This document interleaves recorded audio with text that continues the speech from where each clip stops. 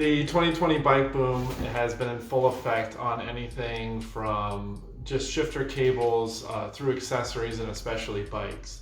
So I finally got my hands on the IXS Trigger FF and in the size that actually fits, or that's what we're really hoping to find out today. I knew it was delivered for a couple days now, but I've been waiting for you. Ooh. Keep it simple, just a bag, but let's see what we got. Velcro tabs.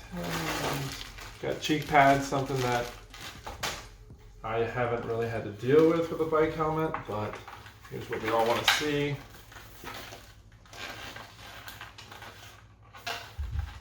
There she is.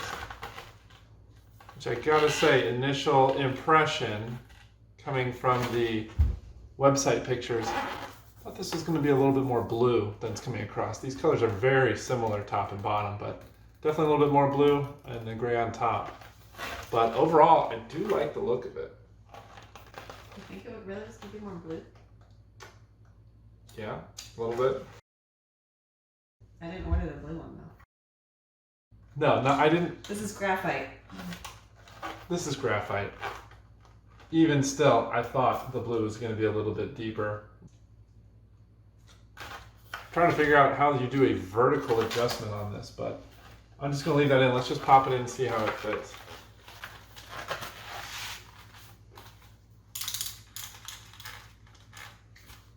All right, well, comes with 2 sets of cheek pads. I'll have to check the sizing on these, but initially makes contact but isn't too firm. I do like the click ratcheting rear adjustment here.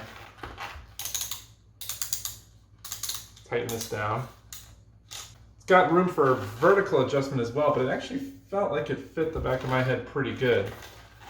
Now this is the 58 to 62 centimeter, and my head is right at 59. No, one? How big is my head? I was right at 60. So I'm good and right in the middle of the range. What would it say it's for? 58 to 62. Oh. Yeah. So about dead nuts right in the middle. So I'm imagining it's probably pretty true to sizing. I'm a few ratchet clicks in. So it's fully loose.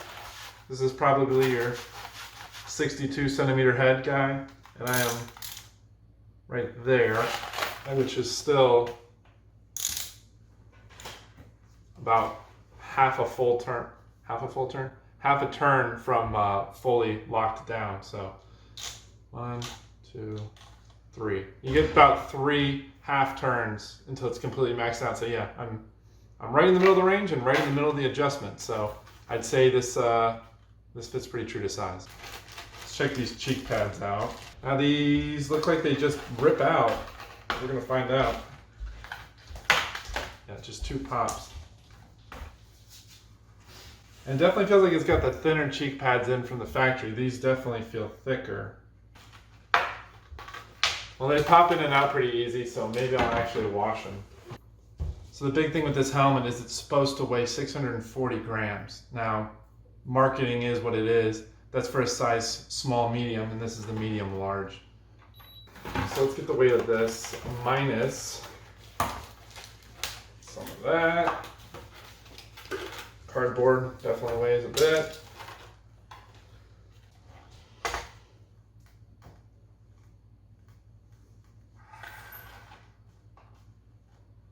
I am showing 659 grams. So being a larger size, more material in it, it's pretty close. And to be fair, if you really wanted to chase those grams,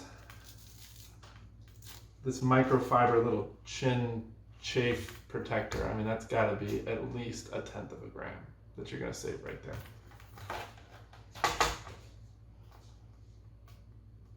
You're surprisingly, it's 656, just taking that out. That's 3 grams. So it's ridiculously light. Just a couple of things for context. This is the Hardy chicken, mind you. All right, so let's not get alarmed here. But that's 615 grams. So you're basically wearing Hardy chicken soup on your head.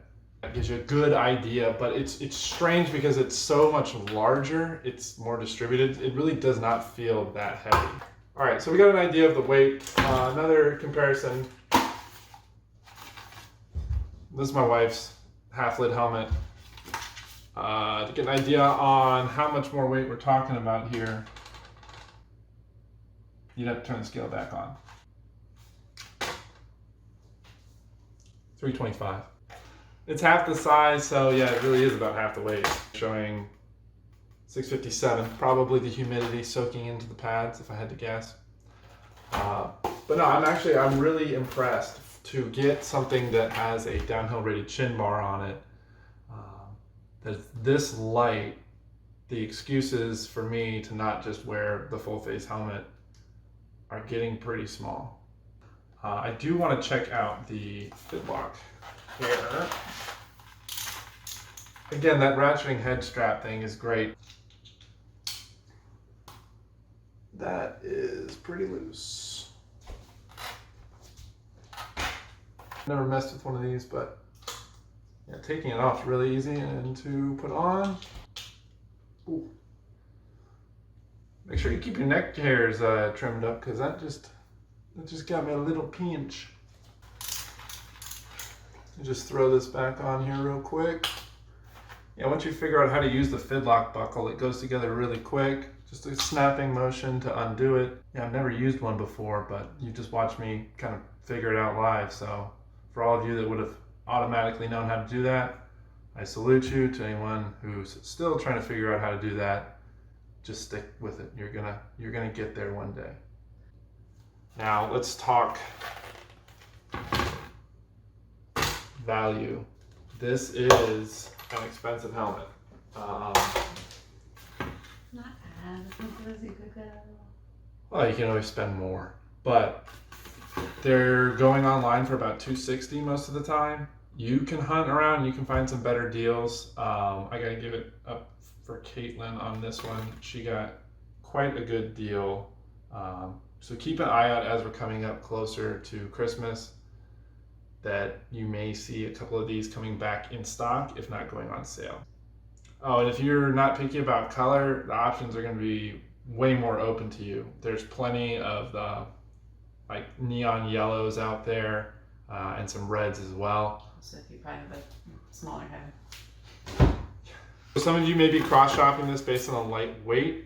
Buddy of mine has got the Bell Super Air R, which advertises to be the same weight as this, but the Bell does allow you to disconnect the chin bar, probably dropping your weight down close to the 325 range. But I didn't want to do it just because I've already got a half lid, and if I went with one helmet where I could take the chin bar on and off, I'd probably just use that one helmet. Instead, now I have the option to choose between two. So hopefully I don't sweat one out as quickly. Additionally, this has a stronger rated chin bar. It's certified for bigger impacts. Now Bell also does have a downhill rated helmet, the Super DHR, and that does have the downhill rated chin bar, but it does weigh more as well. So to get in this weight with this rating, there's only a few options. One of the other ones is the Cali Invader, which I cross-shopped with this one a fair bit. Everything I can see on paper, now I haven't put one on my head, it seems like it's a good competitor to this, but people talk about the fit on this, and having just thrown it on for the first time here, I can say I really, really do like the ratcheting rear adjustment, and the cheek pads couldn't be easier to pop in and out. So those two things right there. I've heard some issues with the Cali about adhesive coming off and the Velcro being a bit of a pain to get everything positioned just right. Now, as far as my peripheral view, I can notice just the end here. I can just see the chin bar starting right here.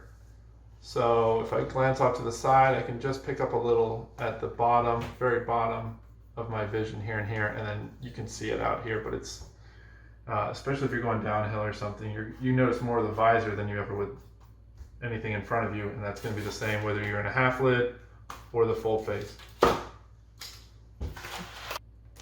Now, if anybody else is wondering, take a look inside. I have a MIPS helmet here, and you can see that there's some, I don't even know if you can notice, but there's some wiggle and wobble ability in there. The IXS, the trigger is not a MIPS helmet. MIPS is for rotational effect. How the helmet, especially something with a visor or really with a chin bar, may grab and twist the head. There's some questions as to the effectiveness of MIPS. I question, especially with a chin bar, if you want that moving down out of the way or moving up out of the way, exposing your chin.